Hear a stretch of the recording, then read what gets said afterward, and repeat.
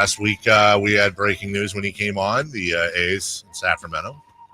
And by the way, 916-339-1140 is the text line. From the 916, O.J. Simpson passed away. Thank you.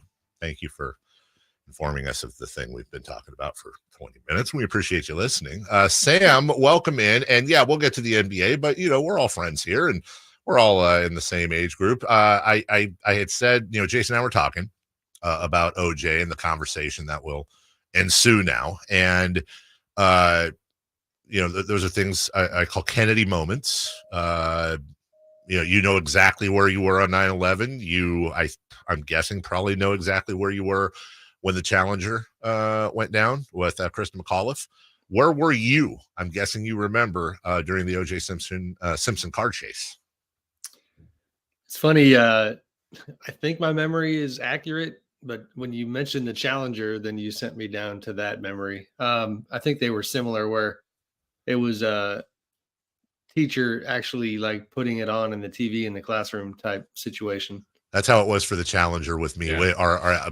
My fifth grade teacher, Mrs. Edwards, was. I mean, we even did a thing where she like did a bio the week of Kristen McAuliffe, because remember, Kristen McAuliffe was a teacher that was on it, and so we like had a test where we had to learn about her or got to learn about her and the whole thing. And Mrs. Edwards was like super into it, so she brought in the TV, the old roll-in TV that every kid loved because you got to watch TV in class, and we're watching the whole thing live. And then it was traumatic. I mean, you're in fifth grade and you see your teacher just breaking down, sobbing, and other teachers congregating and coming in. So you had the same thing, Sam. Well, that didn't make sense though, because what the day? Yeah, no way. Yeah, I think you got me down the Challenger road. I mean, my main thought and memory that I have is, like so many people, like your daily routine suddenly changed, and I was absolutely obsessed with the trial and with what happened every step of the way. I mean, that night, obviously, I assume I was watching the game that was preempted. Rockets Knicks. Yeah. But it just media has changed so much. And back then, because there was just, so many fewer networks and the internet didn't exist, you're talking about, just a massive part of the world's population focused on this one story in numbers that would just dwarf anything from today's breaking news. It's just hard to explain how much it enveloped kind of everybody's daily life. And, and he was as big a star as there was, and marketing wise, he was on every commercial. And so you couldn't believe, what had happened and what he seemingly did or done. So, yeah, crazy. Yeah, I know you weren't obviously covering the league then, but I'm trying to think in your years. Well, I mean, none of us were. I'm trying to think, though, if there was a story at any time that did kind of go over what you were doing. Like, it was bigger than if you're at an NBA Finals. That's a pretty good big thing in sports. But I'm trying to think. Malice in the Palace? Yeah, was there something that was so large, like elsewhere, what you were covering an event? You're like, man, this is a really big deal that everyone else is paying attention to while I'm at this sporting event. Yeah, I mean, that the one Dave mentioned, the Malice at the Palace, I remember the Kings were playing at the same time. Yeah. And this is back when media seating was really good. So we were on the floor at Arthur Arena. And, and I remember the little TV on press row, everybody gathering around it and basically watched like, holy SH, what is going on? So, that one comes to mind. But yeah, I mean, it's the OJ thing, and I just saw it like 2 minutes ago. It's just, I don't know I don't have a lot of commentary on it. It's, it's but it's a pop culture moment, to be sure. And I'm sure for the victims of the murder that was discussed for 30 years, I'm sure their families are feeling some kind of way today. Yep, we talked about that too. It's a thought for them as well. All right, Sam Amick joining us. Let's switch to basketball. A big game tonight in Sacramento. The Pelicans, who have already played the Kings 4 times this year and have won by a combined 84 points, will take on Sacramento. If the Kings lose, they are eliminated from any hope at the 6th seed. I mean, they pretty much are, but mathematically eliminated. And Sam, if the Kings again lose tonight, and the the Warriors beat the Pelicans, in which they're favored by double digits, there will be a 3-way tie going into tomorrow for the 8, 9, 10 spot between the Warriors, Lakers, and Kings, with the Kings holding both tiebreakers. So it is, how would you say, it is pucker time here in Sacramento. That's not a good thing for this Kings team. They don't seem to be handling pucker time very well. No. And I think, for what it's worth, Kyle Draper and Katie Christensen should start using that terminology. Pucker time.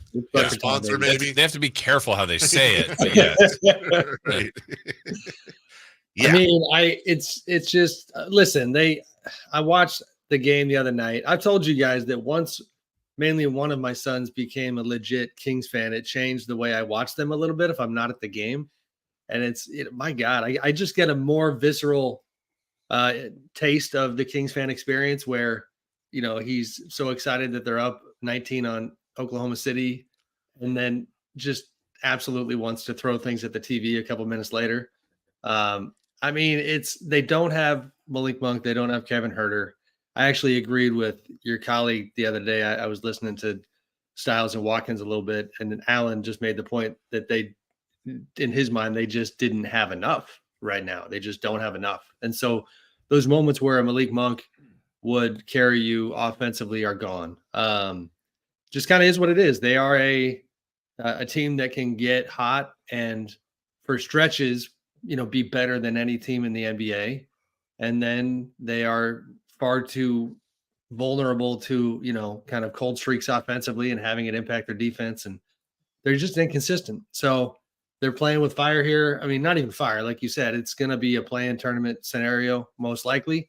I'm sure Vivek Ranadive is already having nightmares about like a play-in game with the Warriors where your whole season could come down to that matchup that we got so much of a year ago.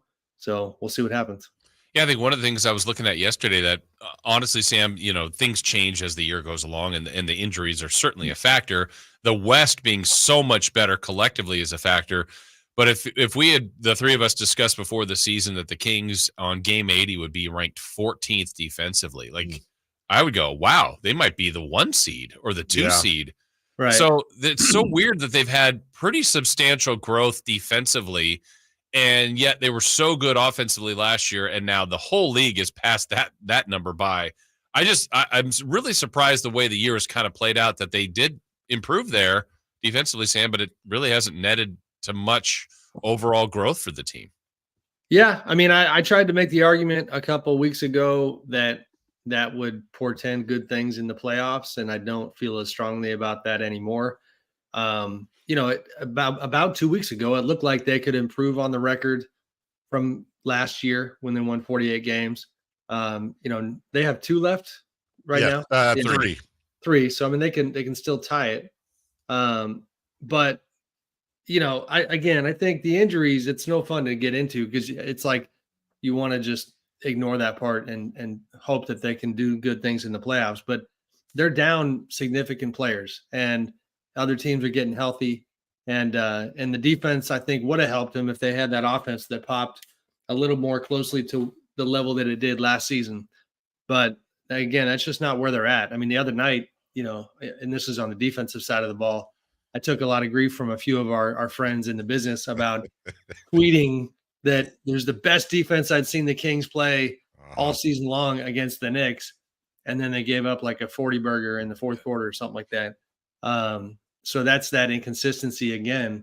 And you just don't know what to make of these guys. Even De'Aaron Fox the other night has a wonderful game, but then misses that 3 late. It's not the clutch performance type stuff that you saw all year long last year. So they just don't have it right now. And it's a bad time of year to not have it. Sam, I was just literally bringing your tweet up when you said that. Sam had said, and this was during the Knicks game when the Kings had built a 20-point lead, this is the best defense I've seen the Kings play all season long, and it's the perfect time of year to get better on that end. They're 5th in defensive rating in the last 15, 17th for the season. The Keon Ellis factor, which Anthony Slater wrote about, has been big. Now, Sam, I'm going to stand in front of you because the other night, as the first half was dwindling against Oklahoma City, I tweeted, this quarter and a half for the Kings is everything they can be. The tenacious defense, truly good coverage on all levels, communicating, calling everything out, and offensively running their sets and mostly making their shots. If they play like this for 48, they're tough. Now, on this 4-game road trip, they went 1-3. In 2 of those games, they blew 20-point leads. And against the Celtics, they actually came back from a huge deficit and had a 1-point lead with possession of the ball and 8 seconds left. Isn't that just kind of a microcosm when we talk about inconsistencies of this team this year? Healthy or no? 100%. Yeah. And thank you for taking that charge for me, buddy. That's nice. I'm with you, buddy. I'm with you. I hear you. But yeah, it is. No question. They, it's an identity problem. They don't, they don't seem to have what it takes to do it for 48 minutes.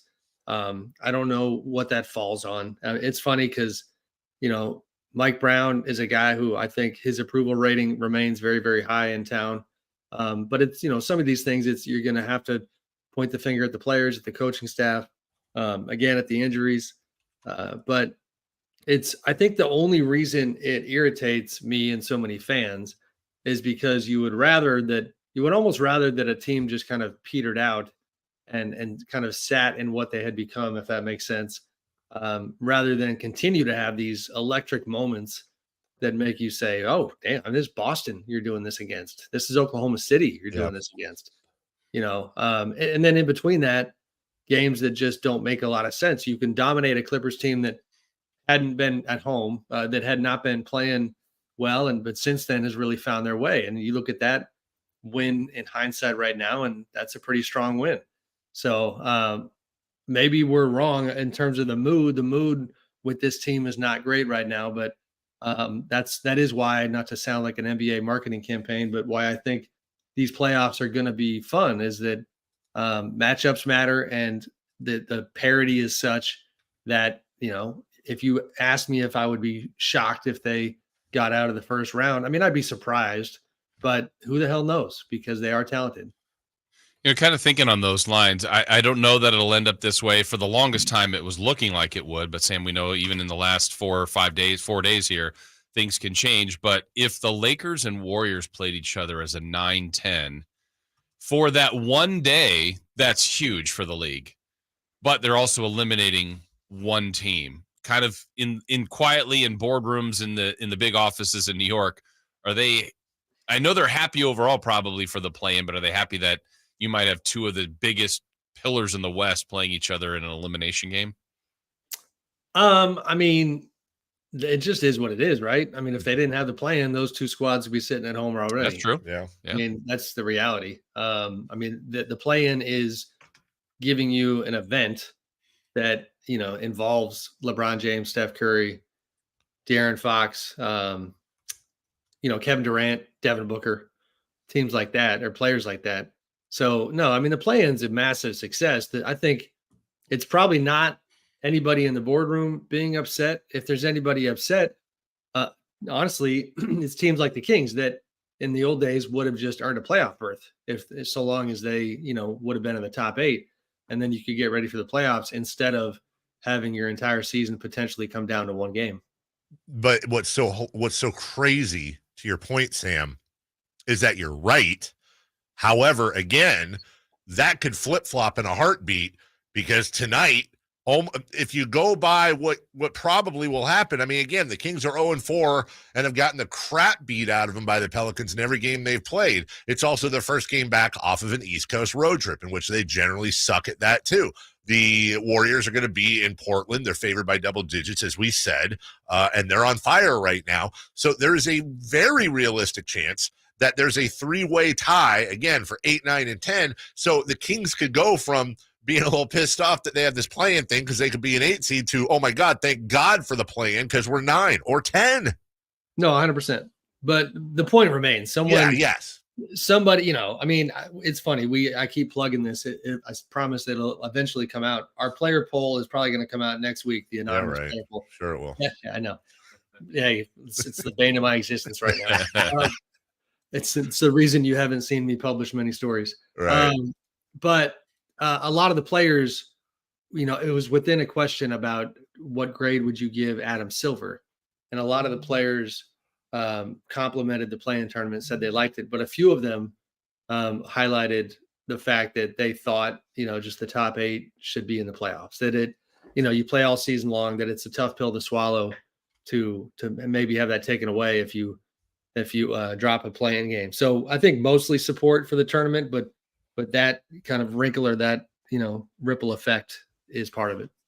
Sam, what's the word, or what are you hearing about Giannis? Sounds like he's missing the rest of the regular season, but it looks like maybe they avoided something really serious there.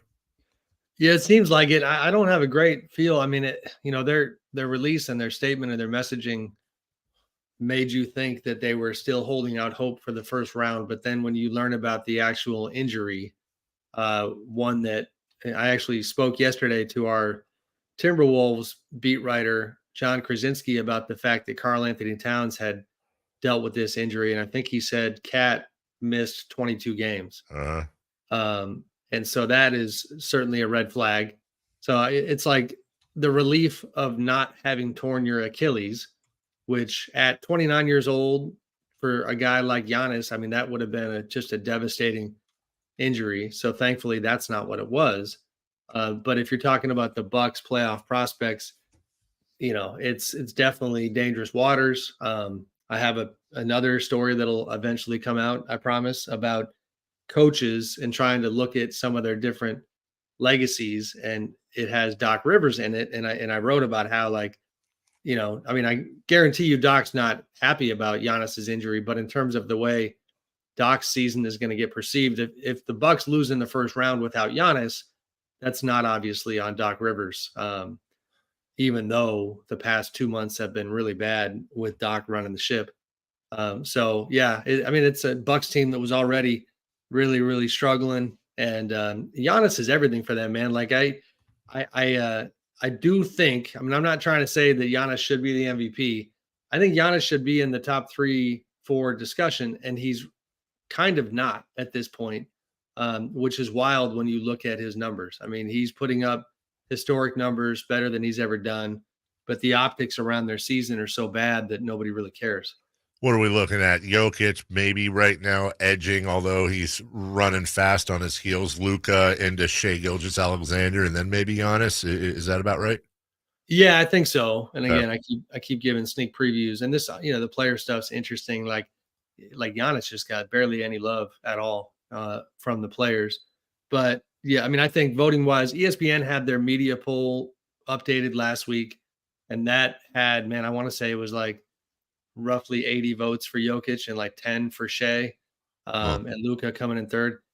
Luka has brought up the back end big time. I might have him number 2 right now, but I think for me it would be Jokic and Luka and Shai. Sam, I know it doesn't matter anymore with 65 games, but would Embiid have had a chance still without the parameters? Yeah, no. Without the parameters, no. No. Yeah, if they forget the 65 limit, obviously you can't. But if they didn't have that anymore, or didn't have that they added, the argument's pretty good for him, isn't it? I'm gonna have to cheat here, Jay. What are we're talking? No, 38 games? No way. He's only played 38? Yeah. Oh, I didn't realize it was that few. Look, I'm not trying to get you to give away all of your stuff. But can we talk real quick? Are you anywhere, or are you in I'm still researching? Where are you at with the 6 man? Do you get a vote? You get a vote, right? Yeah, I get a vote. I've been pretty, firmly in the Malik Monk territory. Don't fall for the Nasri crap either, please. Don't, not you. Please no, don't. But the problem with I'm not, because you can't have a 6-man campaign buoyed by your play as a starter. Thank you. God bless you, Sam. It doesn't make any sense. And Bobby Portis has had moments, and Norm Powell's had moments. But so I have, I got a lot of work to do this weekend. I got to do awards. Yeah. They changed the way they roll the awards out. So, that's all happening on Tuesday, I think. So yeah, lots going on. I guess as Kings fan, I mean, this is like, I guess the most selfish possible thing for Kings fans would be to secretly hope Nas wins, because could conceivably winning 6-man make it harder to retain Malik? I can't even entertain that thought. I don't know if it would. Like, I'd almost rather lose him and him win, like, just because, because we support him type of stuff. But there's no doubt about it. Having that reigning 6-man is not going to make it easy. Here, I'll try to make you feel better. Considering I think Orlando is a threat to steal Malik Monk. Yeah. Klay Thompson playing as well as he is, and this is just my own analysis, not reporting. Klay talked to Draymond on his podcast recently and alluded to needing to factor in his own mental health in his free agency, which to me was like, I need to be respected. I need to feel that I got market value. And I don't think the Warriors are prepared to give him that. And the problem for them right now is that he's playing like a guy who is deserving of another big time contract. So if the point being, if the Magic pick Klay over Malik, that would help the Kings cause. Okay. And by the way, sorry, I should ask you this off the air because I'm putting you on the spot. Just to be clear, everybody, Sam has like the entire league to cover. So he lives here, but that doesn't. I said yesterday, and again, this is like not reporting anything. It could be full of garbage. I was just talking about whispers. Have you heard any of the same whispers I had that Malik's rehab is going really, really well and possibly ahead of schedule? Is any of that ring a bell with you at all? No, but I'll check on it today. I mean, right. You're the one breaking news here, buddy. Not breaking that up. No. That could be with no sources. I don't know anything. I just I could be totally wrong, but I mean, obviously baseball news. I only That's right. Baseball Dave. Last thing for you, Sam, and I lost it. I don't know. I have no idea what my last thing was. Man, we can't go out on that note. I know. I had a really. Let's see. Was it Kings related? I mean, I started with OJ, and I didn't really bring anything to the table there. Oh. Okay. Yeah. How about this? We were talking about Kennedy moments and crossover and all that. Shame on all three of us. I'll bet you, Sam, you remember exactly where you were when the Kobe news got announced. We forgot about that. I was sitting in the same chair that I'm sitting right now. Yeah. And Jason, I know I was in my backyard. You called me. You told me. I didn't believe you. I mean, I know you were joking. Right. I'm like, there's no way. What? We were all. Go ahead. I'm going to keep, you're trying to obviously do this whole where were you when segment today. I'm going to pivot and give you, I heard you defending Will Clark's honor yesterday, which was, by the way, good on you. And Jason, you can just go to, where. Go Watch straight it, to Sam. Straight to heck. Watch it. And so within that, sitting on my recliner, it wasn't even a recliner, a chair in my house as a kid, watching the World Series when the earthquake hit. Yep. In '89. Uh-huh. And this is a weird reference, but you remember those old big screen TVs? Like we had one, but like was a piece of furniture, not a television. The 1,000-pound ones, that you could roll around, that you put like potted plants on the top. Yeah. Right. And that puppy was bouncing back and forth on our carpet as if it was like a plastic, piece of furniture and a Barbie set or something. Just so the audience understands, by the way, Sam, because there's different people out there. Are you talking about the same Will Clark that has the sweetest swing in baseball history? Yeah, the guy who I've had a 25-year sports media career, and I still have a bucket list item. Like, I need to say hello to the man. And yes, and you should help. Can you get him on the show and we can talk?